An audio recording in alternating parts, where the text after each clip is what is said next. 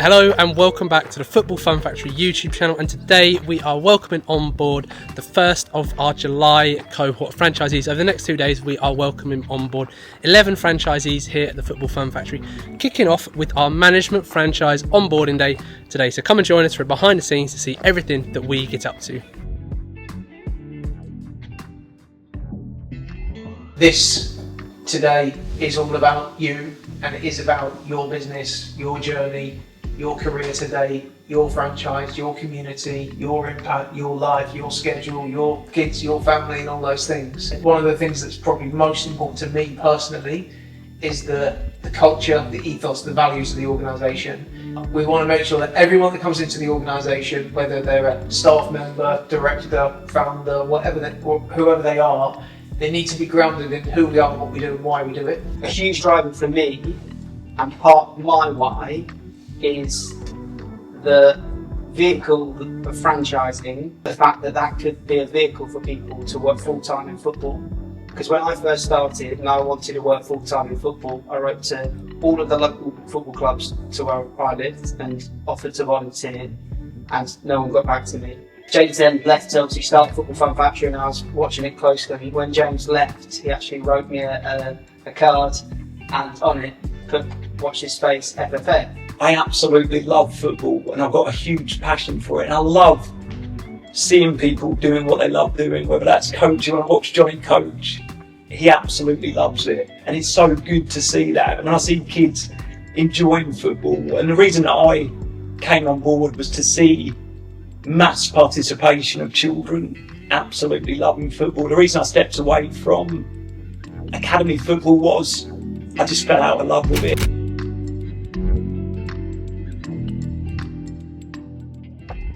So after a busy day in the office, we are now here at our football fun and development session here in Newmarket, capturing even more content of our newest franchisees, setting them up with all the content they need to make a big splash in their community when they launch.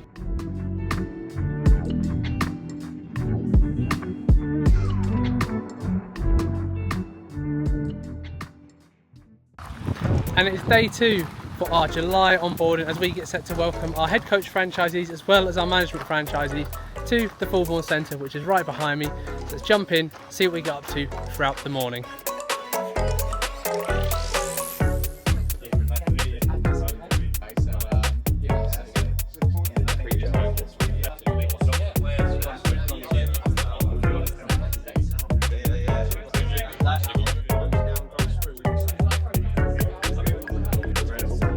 Today is going to be immersive. We're going to quite literally cram in as much as we possibly can. Yesterday, we had you 4 guys joining us for the first day of your onboarding. These are our management franchisees. So we've got 21 of our existing head coaches that are taking on the management franchise already. What we want to do this morning is kind of set the scene. Now, I had a little realization a second ago that there's more people in the room today than that used to be involved with the Football Fun Factory, including all of the participants. So when I first launched the first ever session, there were less children at that session. There were 15 kids there, but there were less children at that 1 hour session that I put on than is in the room today, which is pretty cool because you guys are then the enablers that are then going to take it to your community and coach hundreds of children throughout the country. But why did, in 2017, I start a 1 hour session on my local village AstroTurf? The reason was because I was pretty fed up with football. The children are the winners when it comes to Football Fun Factory because they get to attend a session where they relax, enjoy themselves, have all the pressure stripped out, have an amazing time, make friends, develop social skills, become a better and more rounded person, take away a blue card and tuck it under their pillow when they go to sleep at night because it's the best thing in the world. The kids are also the losers sometimes when it comes to a proportion of children's football coaching that isn't delivered with the same ethos and values that we all hold close to us.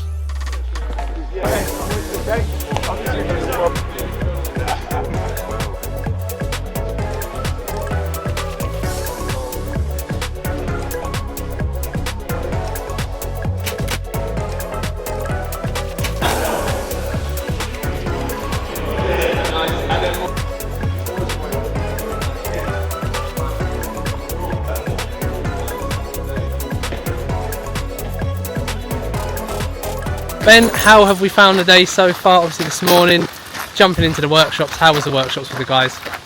I mean, they're always so valuable whilst we go through them all on the Trello, but having that face-to-face time with all the franchisees is so useful, and we managed to cover a lot of things that in the first sort of 12 weeks of their program they'll be needing a lot. So yeah, great fun. We are now in the sports hall, and Super Johnny Martin is going to be inside the inflatable pitch very shortly, delivering our top session as well as football fun and development delivery training. So really excited for that, seeing Johnny in his element. What you need to try and do where possible is get down to the child's level. Obviously you lot are a lot taller than me, or taller than that, so I can stand up for you guys. But when you're speaking with the children, as a 2-year-old, there is nothing more intimidating than a fully grown adult peering over them like that, and actually it can be quite intimidating for them, and that actually put them off the session. So when they come in, you want to get down to their level, give them a high five, big smile on your face, reference their wicked Paw Patrol shoes that they've got on, and try and build that little connection and that rapport with them to then make them feel at ease. For anyone that's gone to a restaurant, you sit down in a restaurant, the waiter comes over or the waitress comes over, and they might go, would you like still or sparkling water? And before you know it, you're like, still, or even worse, your partner answers before you have a chance to say, no, we'll have tap. And then suddenly you get to the bill at the end, and you've got a £5 charge for a bottle of Voss water that comes out and appears on the table. Cheers. It's exactly the same with toddlers.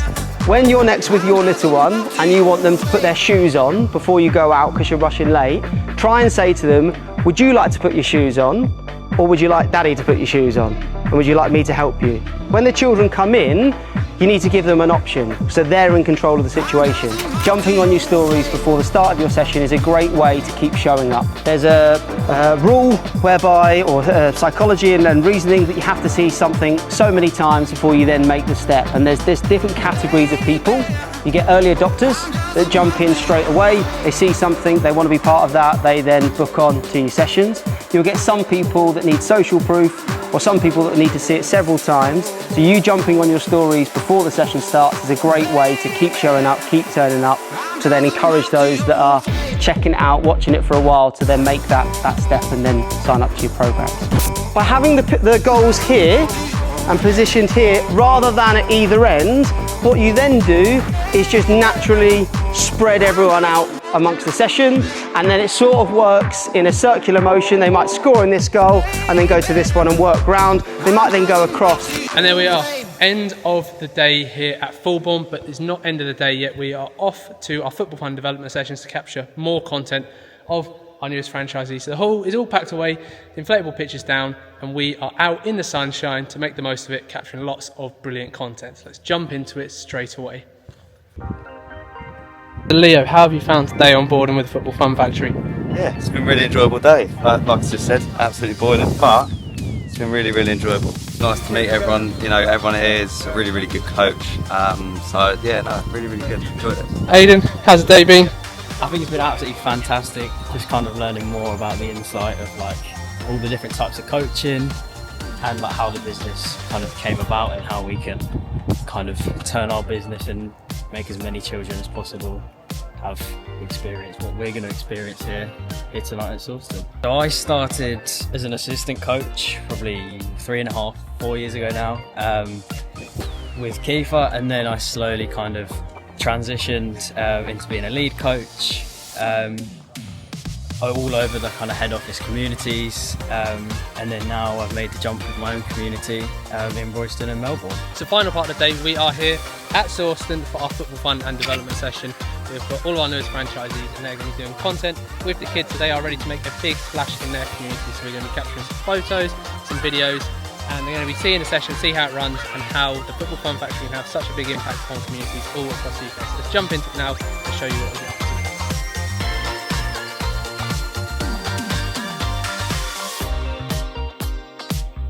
to. Yeah, it's been incredible, to be fair. Learning from the guys that have been there, done it, still doing it, is absolutely brilliant. Networking with the other coaches as well, learning kind of all their backgrounds and what they're going to be doing is really insightful. And I'm just really excited to get going, to be honest with you, and kind of create my own experiences and bring my community to life.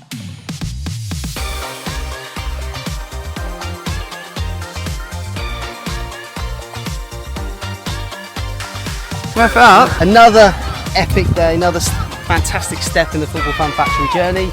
We've got some outstanding people, some outstanding coaches that have taken their first step in their journey as a franchisee, journey as a head coach, and we cannot wait to see their programs launch in the coming weeks and months, and seeing thousands of children running around with a massive smile on their face in new communities wearing the Football Fun Factory's blue and yellow. If you're not subscribed to our YouTube, then stop what you're doing and hit that button immediately.